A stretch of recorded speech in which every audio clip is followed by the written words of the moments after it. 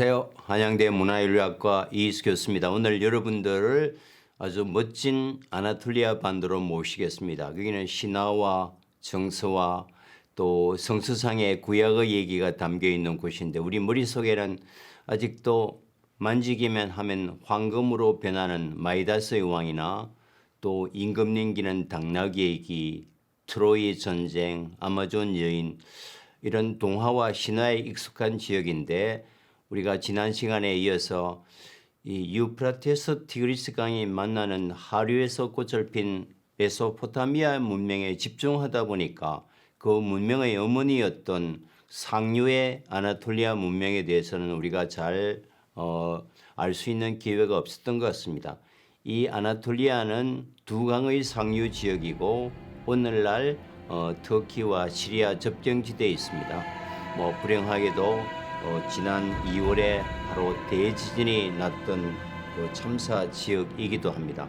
이 아나톨리아를 되찾는 작업이야말로 어떤 신화와 어떤 동화의 영역에서 엄밀한 역사적 사실로 돌아가는 또 공부의 즐거움을 되찾을 수 있는 곳이라고 봅니다.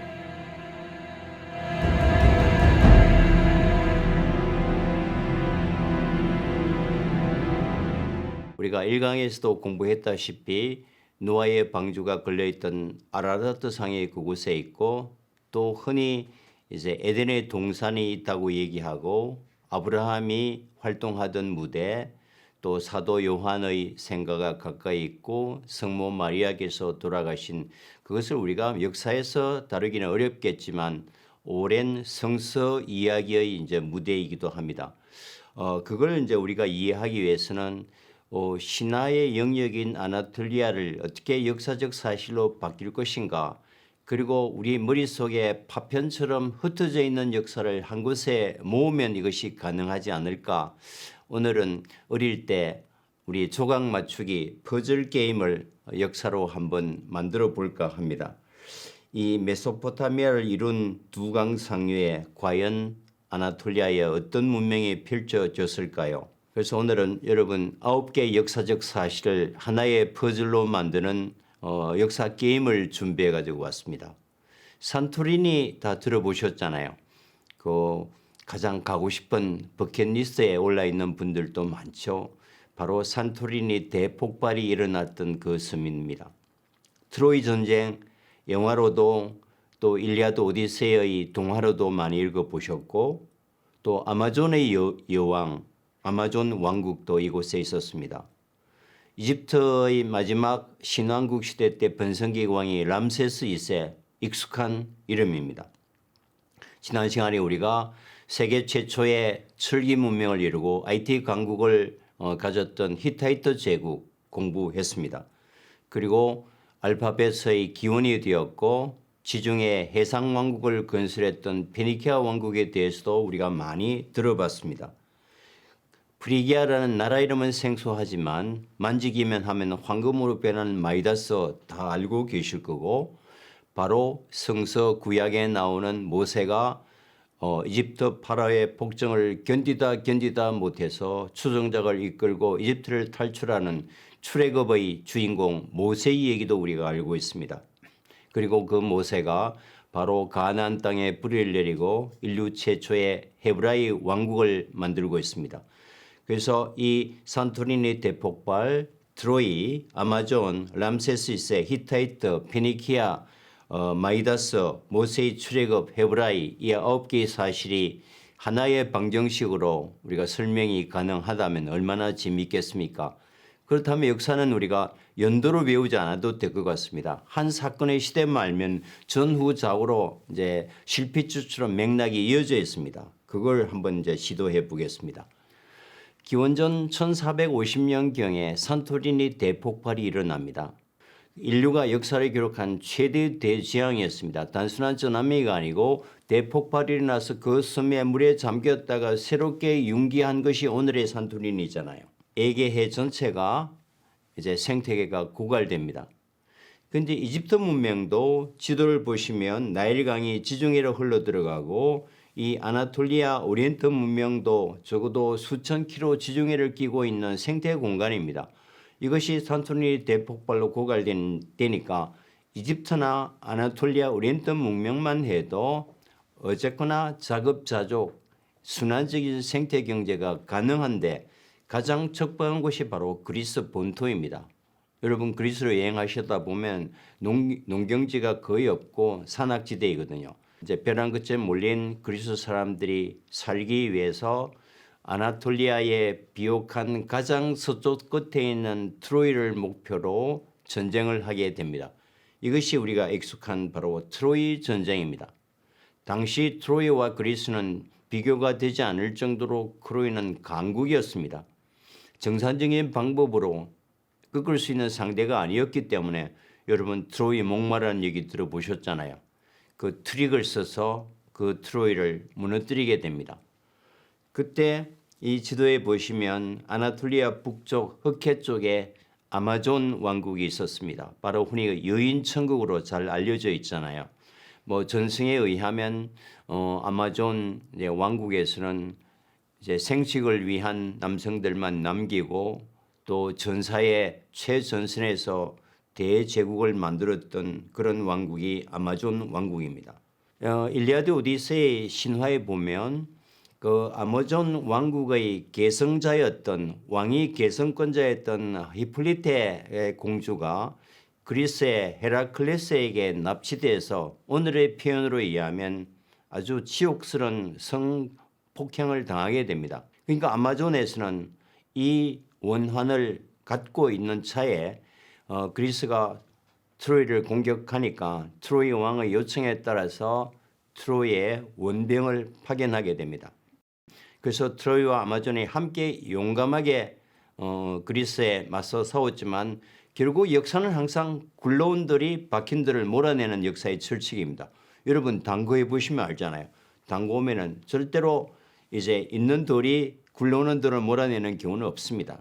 왜냐하면 역사라는 것은 이제 생태 공간이 위협을 청해서 먹고 살기 어렵기 때문에 죽을 힘을 다해서 상대를 공격합니다. 되돌아갈 수 없습니다. 생존 욕구가 가장 강력합니다. 그래서 그런 수성하는 방어의 입장에서는 매우 불리한 거죠. 어쨌거나 그런 강력한 생존 욕구에 의해서 트로이를 무너뜨리게 됩니다. 그때 아마존도 맹렬하게 싸웁니다. 그리스를 굉장히 힘들게 괴롭혔습니다. 근데 16세기 말 스페인과 포르투갈 병사들이 라틴 아메리카를 식민 경영해 가면서 남성들은 다 죽이거나 노예로 삼고 여성들도 성적 놀이기로 삼으면서 계속 영토를 확장해 갑니다. 강을 따라서. 바로 다 점령하고 주민들을 제압한 줄 알았는데 바로 살아남은 여인들이 나무 꼭대기에 올라가서 독 화살촉을 쏘면서 이 스페인 포르투갈 병사들을 집요하게 공격합니다. 까무러치게 놀랬겠죠. 아니 신화상에 이미 트로이 전쟁 때 멸망한 걸로 알았던 아마존 여인들이 어떻게 환생해서 우리를 이렇게 괴롭히다니. 그래서 스페인 사람들이 포르투갈 사람들이 그 강 이름을 아마존이라고 이름 붙였던 겁니다. 근데 우리는 16세기 말 유럽 사람들이 붙였던 아마존 강은 잘 알고 있지만 그 아마존 왕국의 신화나 그 왕국의 위치에 대해서는 잘 모르지 않습니까? 바로 아나톨리아 북부 흑해 쪽에 있었습니다. 그런데 지금 아마존에 관련된 발굴들이 여러 군데서 동시다발적으로 일어납니다. 근데 트로이도 신화의 영역에서 하이니 슐레만이라는 사람이 그걸 발굴하면서 완벽하게 역사적 영역으로 들어왔잖아요. 아마 1, 2년 이내로 예측하기는 어렵겠지만 지금 흑해 쪽에서 많은 아마존 유적들이 지금 발굴되고 있기 때문에 머지않아서 아마존도 신화에서 역사적 사실로 들어올 가능성이 많다고 생각합니다. 그 트로이의 북속에 살던 나라가 프리기아라는 나라가 있었습니다. 근데 바로 주군인 트로이가 멸망하니까 프리기아가 힘을 얻게 됩니다. 근데 전쟁 끝물이라 그곳에서는 별로 먹을 게 없죠. 그래서 중부 아나톨리아의 비옥한 땅으로 이주해 갑니다. 가면서 전리품을 얻고 힘을 키우면서 갑니다. 그 이전에 그럼 다시 이집트로 내려가서 지도를 보시면 남쪽에 이집트도 6,700km의 긴 나일강이 지중해로 흘러 들어가면서 거기서 비옥한 어장과 농경지가 형성되는데 산토리니 대폭발로 생태계가 치명적인 손상을 입게 돼서 5천년 역사상 처음으로 이집트가 바로 람세스 2세 때 어떤 예측 가능한 자립경제 기반이 무너지면서 비옥한 오리엔트를 향해서 군대를 이끌고 북상합니다. 시나이 반도를 건너서. 그때 역시 히타이트도 그 아나톨리아 반도의 지중해를 중심으로 생활을 유지하고 있었는데 이 산토리니 대폭발 이후에 역시 히타이트도 남쪽의 비옥한 이집트를 목표로 남하하게 됩니다. 그래서 인류 역사상 최초로 이집트 문명을 대표하는 람세스 2세 군대와 오리엔트 문명을 대표하는 히타이트의 군대가 남북서로 남하 북상하면서 지금 시리아의 카데시에서 맞부닥치게 됩니다. 이게 인류 최초의 세계 대전입니다. 지각 변동이죠. 물론 오랜 전쟁 끝에 너무나 힘이 팽팽했기 때문에 소위 말하는 성부를 가리지 못하고 우리가 지난 시간에 배웠다시피 1270년경 카데시 평화조약을 체결하고 이제 아무 성과 없이 히타이트도 이집트도 본국으로 돌아가게 됩니다. 이 히타이트가 모든 국력과 전비를 사용하고 아무 소득 없이 국력이 쇠잔한 상태에서 빈 껍데기로 다시 히타이트 수도 하투샤시로 돌아옵니다. 이빨 빠진 사자 신세가 됐죠. 그때 트로이가 멸망하면서 힘을 얻은 프리키아가 도착하는 시점과 일치합니다. 기원전 1200년경입니다. 그래서 프리기아가 이집트에서 패망하고 온 힘이 빠진 사자 히타이트를 툭 치니까 무너집니다. 프리기아가 아나톨리아 반도를 천하 통일하게 됩니다. 얼마나 번성했으면 기원전 8세기 마이다스 왕 때 만지기만 하면 황금으로 변하는 이 신화는 어떤 역사적 사실의 은유적 표현인 경우가 많잖아요. 그게 바로 이제 프리기아 왕국의 전성기를 열게 됩니다. 사람의 수요는 줄이기가 매우 어렵습니다. 그 사회적 수요를 충족시키기 위해서 공급을 하게 되는데 두 가지 공급 루트가 있습니다. 하나는 교역입니다. 하나는 전쟁입니다. 근데 교역은 원가가 들잖아요. 그래서 부가가치가 그렇게 높지 않습니다. 전쟁은 원가가 하나도 들지 않고 빼앗는 족족 자기 것이 되잖아요. 그래서 이 전리품이 전리품을 놓고 강력한 공급 욕구가 정복 전쟁을 일으키고 단시간 내에 세계 제국이 되는 것이 팽창 이론입니다. 그런데 언제까지 우리가 전쟁을 통해서 팽창할 수는 없습니다.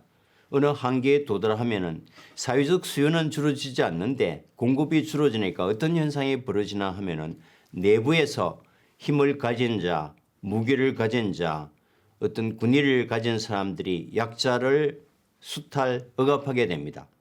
그러면 여기서 갈등이 생기고 계급투쟁이 벌어지고 여기서 민중혁명이 일어나면서 그 제국이 무너지는 것이 흔히 우리가 제국 멸망 이론의 교과서적인 표현입니다. 람세스 2세도 모든 국력을 소진해서 전쟁을 했는데 아무 소득 없이 7만의 병사들이 무장한 채 돌아왔습니다. 어떻게 될까요?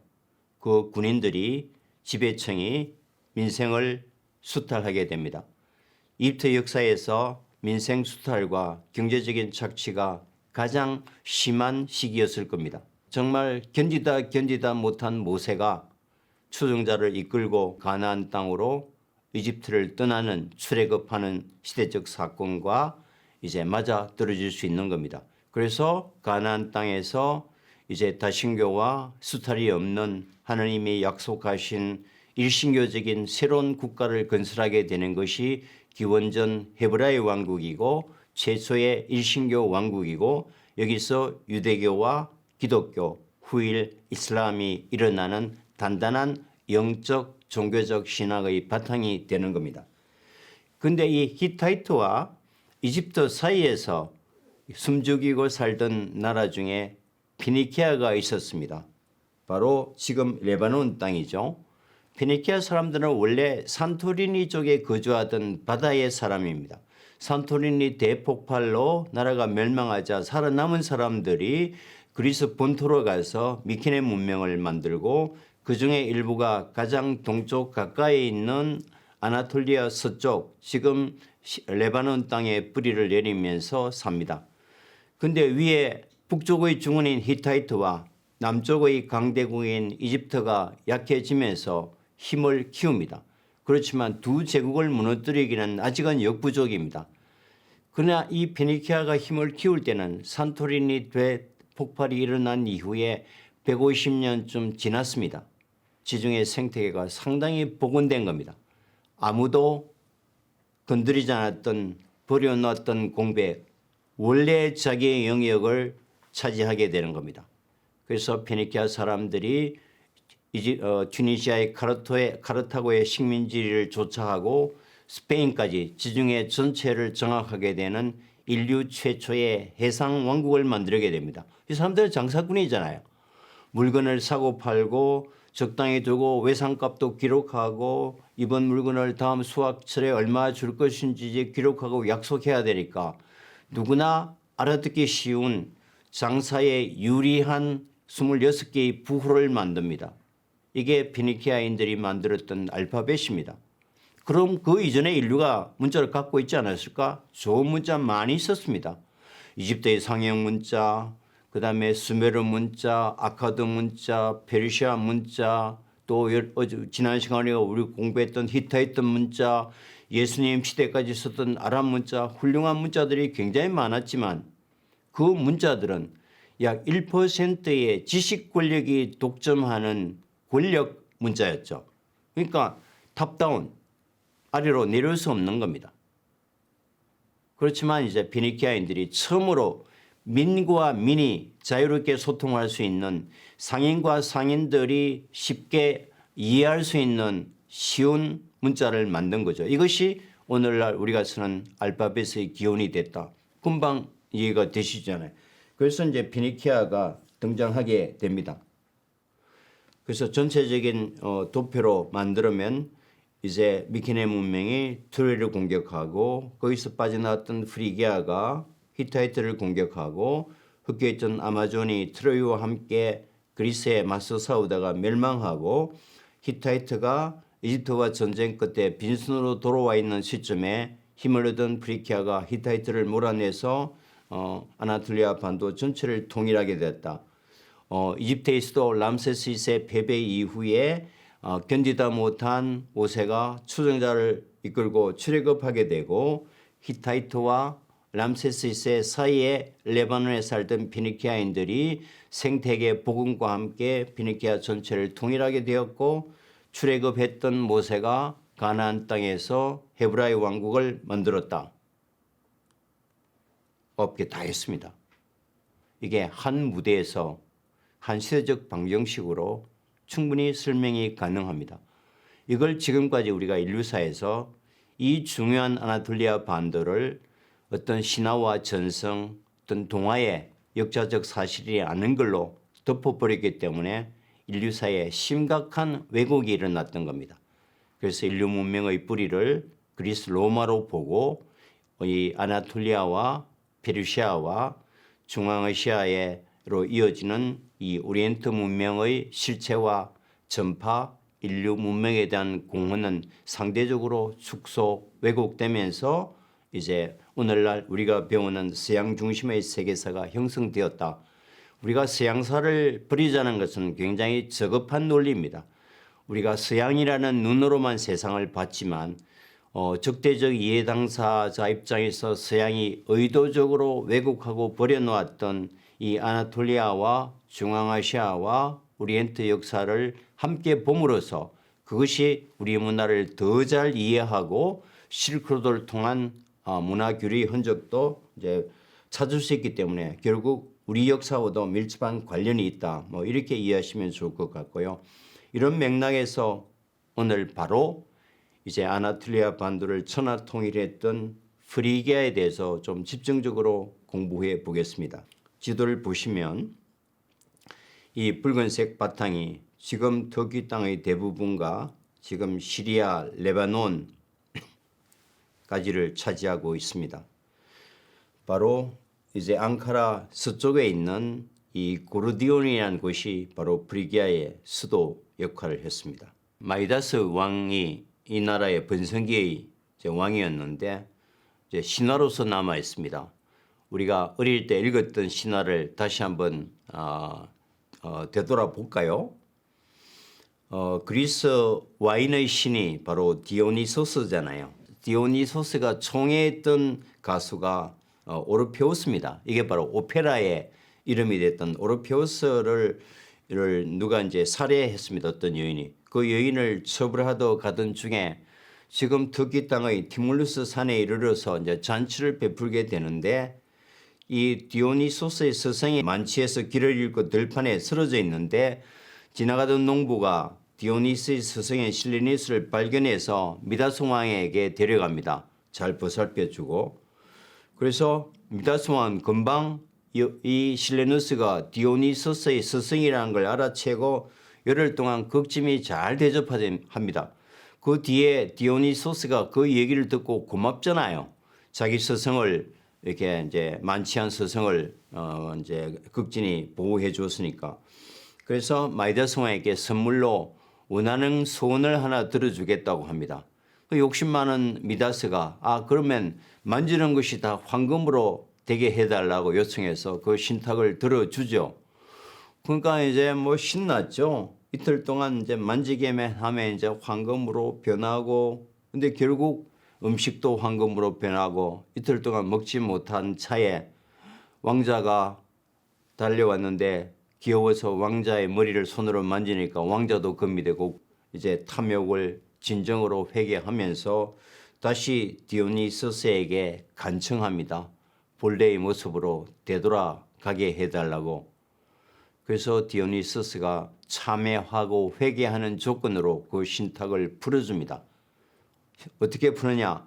바로 박드로스 강에 진정으로 잘못을 용서빌고 목욕 재개하면은 신탁이 풀릴 것이다. 그래서 그 박드로스 강물에 목욕하고 개과천선하게 됩니다.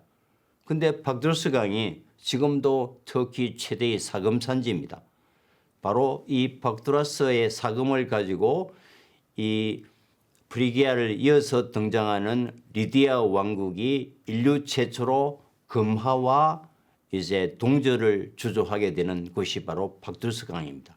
거기 보면 마이다스의 황금의 신탁에 풀렸던 그 강이 결국 역사적 사실과도 결코 무관하지 않다. 이제 개과천선에서 좋은 삶을 살기로 약속했잖아요, 미다스 왕이. 그래서 이제 유유자적하면서 자연인으로 음악을 즐기면서 이 산하를 유람합니다. 음악을 참 좋아했대요. 미다스가 특히 좋아했던 신이 목동의 신 판입니다. 여러분 팬 파이프 할 때 팬이잖아요. 너무 노래를 잘 부르는 거죠. 근데 팬은 또 누구를 사랑했냐면 에코를 사랑했대요.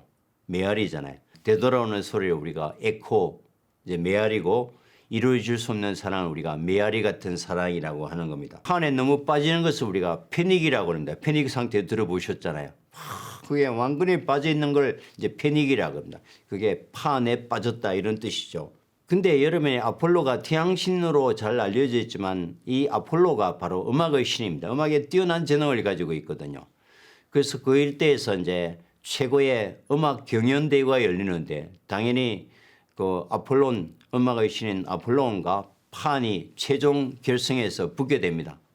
당연히 마이다스는 자기의 추종자인 판을 이제 지지하게 되는데 그 심판을 아나톨리아의 티몰루스 신이 맡았는데 아무래도 이제 팔이 안으로 굽는다고 같은 신인 아폴로의 승리로 판정합니다. 그러니까 뭐 이 마이다스 왕이 불같이 화를 내면서 도대체 이런 불공정한 심사가 어디 있느냐. 당연히 판이 잘했는데 그 아폴로 신이 계속 그러니까 기분 나쁘잖아요.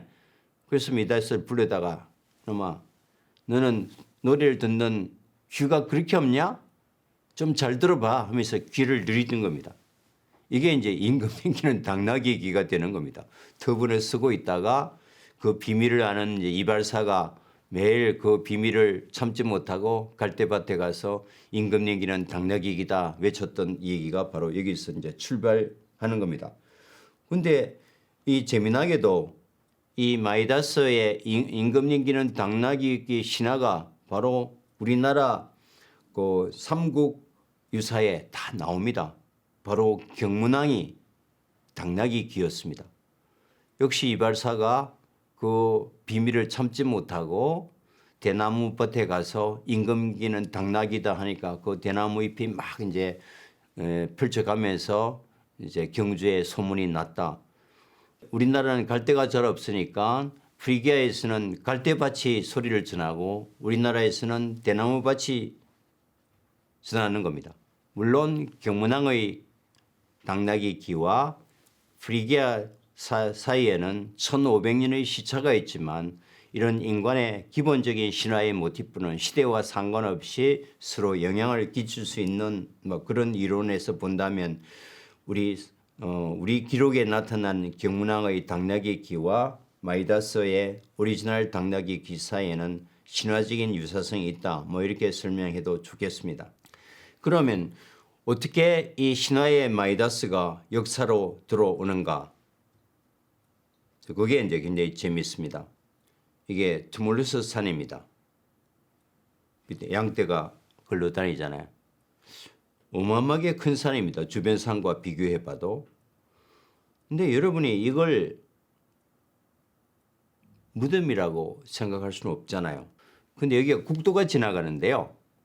국도 확장 공사를 하면서 이 산의 일부가 깎여 나가게 됐습니다. 크레인이 와서 툭툭 치니까 막 바위가 걸리니까 그저 보니까 사람이 인공으로 이렇게 석축한 흔적이 나온 겁니다.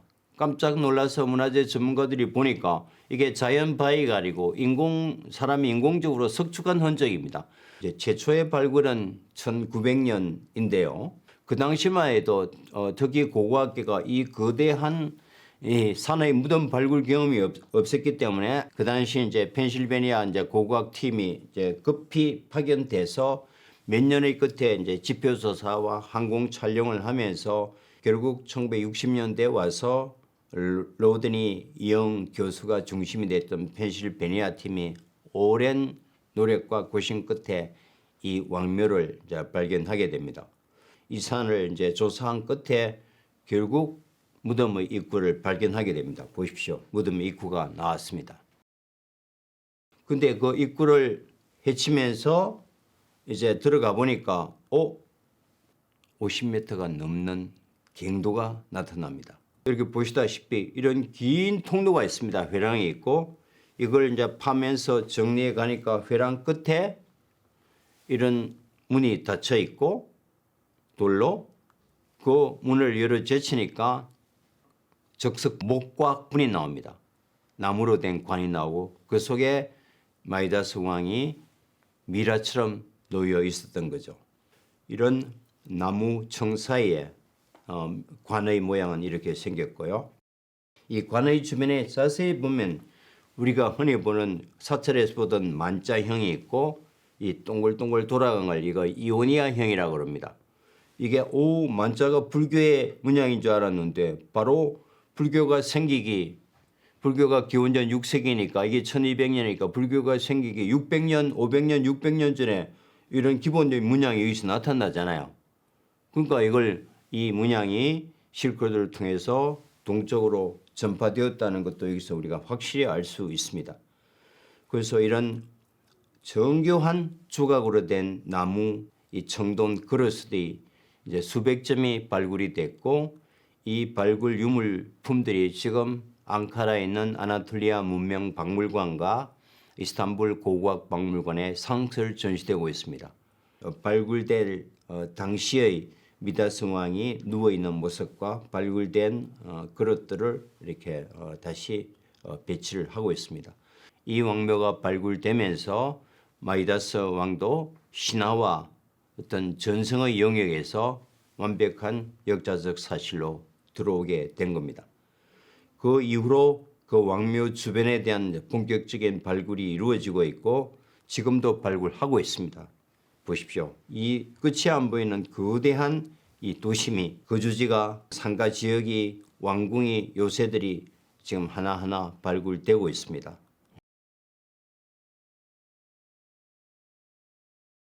저도 터키를 아나톨리아 반도를 이번에 171번째 지금 방문을 계획하고 있는데 갈 때마다 이곳을 갑니다만은 매년 발굴이 이루어지면서 영역이 바뀌고 있습니다. 현재 진행형이다. 뭐 이렇게 이해하시면 좋을 것 같습니다. 주변에는 이렇게 양귀비, 야생의 양귀비가 천지를 이루고 있습니다. 지금은 이제 많은 관광객들이 이제 찾아오는 이제 신화의 마이다스를 역사적인 실존 인물로 만나기 위한 이제 관광들이 많이 찾아오고 있고요. 이 일대에서 이제 발굴됐던 이런 인물 캐릭터인데요. 이 보면은 이 바위에 부조됐던 마이다스 왕이 다 귀가 굉장히 크게 묘사해 놓았습니다.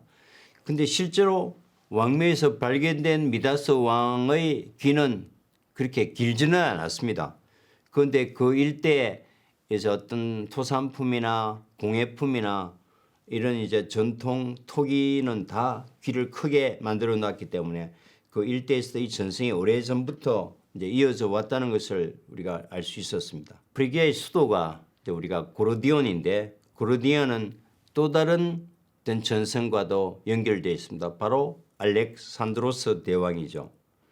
그런데 오랫동안 고르디온에는 그런 전설이 있었습니다. 황금 수레를 타고 나타나는 첫 번째 인물이 이 지역의 왕이 될 텐데 그가 바로 고르디우스였고 고르디온이라고 명명했던 것도 그 왕이 고르디우스 왕이었던 겁니다. 산수유 나무 껍질로 아무도 풀 수 없는 매듭을 만들었습니다. 이걸 고르디온의 매듭이라고 합니다. 그림에 보시는 고르디온의 매듭이 이렇습니다. 절대 풀 수 없는 겁니다. 이걸 푸는 사람이 이제 통일을 하고 제국의 통치자가 되니까 몇백 년이 지나도 아무도 풀지 못하고 드디어 알렉산더가 동방원정을 하면서 고르디온에 도착했습니다. 고르디온의 매듭을 풀으라고 그래야 세계를 정복한다니까 알렉산드로스가 어떻게 했나요? 그걸 칼로 자르고 풀었잖아요. 그러니까 이게 인류가 가져왔던 그 아름다운 전성을 총칼로 깨뜨리잖아요. 그래서 알렉산드로스가 유럽의 입장에서 보면 오리엔트를 공격했던 위대한 승리와 정복자일 줄 모르지만 이 오리엔트 입장에서 보면 인류의 이런 불문율을 깨뜨리고 이제 잔혹한 이제 총칼과 이제 사륙으로 세계를 제패했던 그런 왕으로 이 사람들은 이제 표현하고 있는. 그러니까 역사는 바라보는 관점에 따라서 이렇게 다른 겁니다. 우리가 이 강의를 시작하면서 우리가 의문을 가졌던 것도 그러잖아요. 왜 알렉산드로 같은 서양의 인물이 동양을 공격하면 정복, 승리, 문화 전파가 되는데 징기스칸이나 티무르나 아틸레 같은 오리엔트나 동양의 영웅들이 서양을 공격하게 되면 약탈, 폐허, 문화 파괴가 되는지. 알렉산드로스가 이 페르시아에 와서 이게 결혼한 것은 이게 국제 결혼이고 문화 융합이 되는데 왜 오리엔트가 서양을 전쟁해서 그 여성들을 건드리면 집단 강간이 되고 성적 유린이 되는가? 이것도 이제는 정말 우리가 정신 똑바로 차리고 어떤 지성적 거리를 두고 우리의 입장에서 역사를 바라볼 수 있는 안목을 키우는 게 이제는 매우 이제 중요한 시점에 온 것 같습니다. 이 프리기아 유물들은 지금은 상당히 많이 복원되어 있고요. 그 중심 이제 초상이 키벨라 여신입니다. 키벨라는 오리엔트의 모신, 토양신, 풍요의 여신입니다.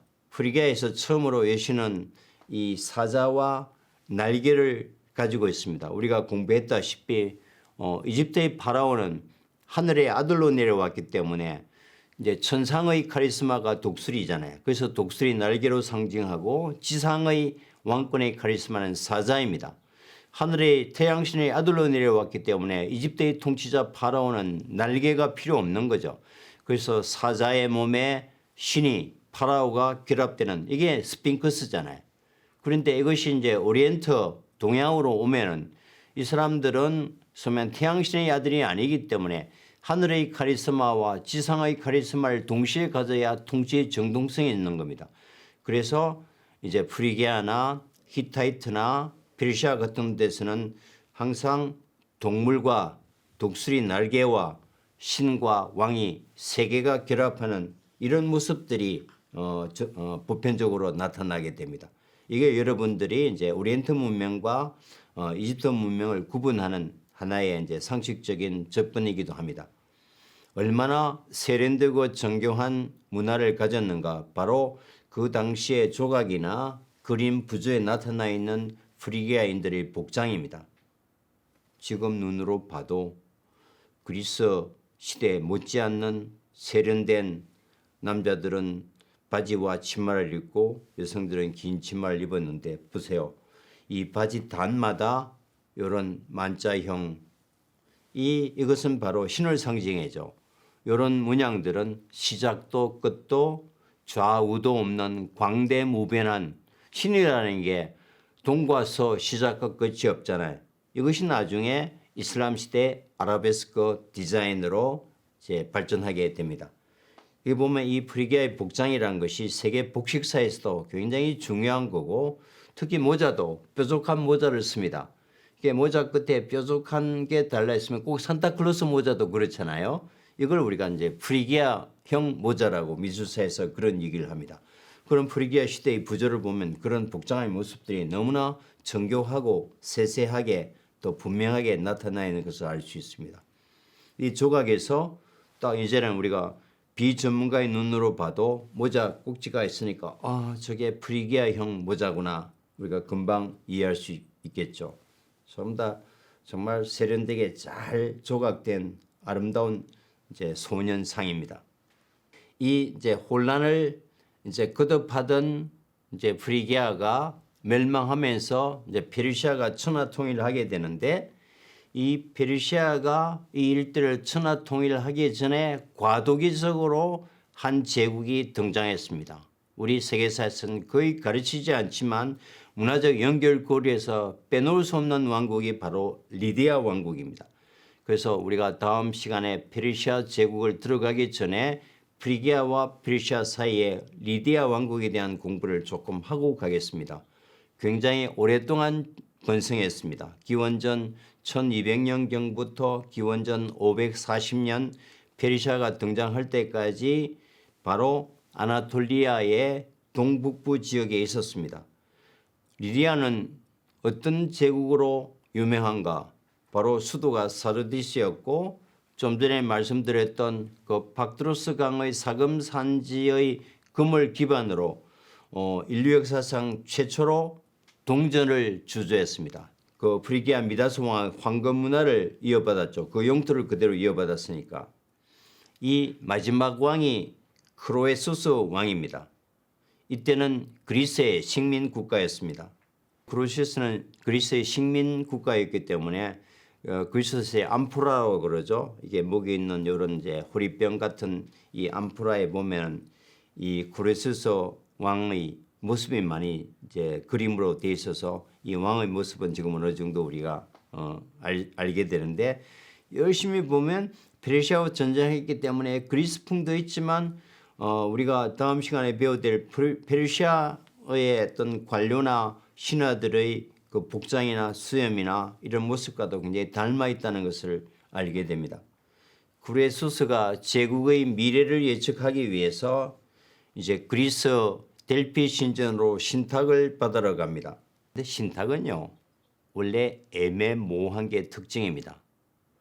그래서 크로에수스라고 하는 리디아 마지막 왕이 받았던 신탁이 우리 제국은 어떻게 되겠습니까? 신탁의 내용은 이러합니다.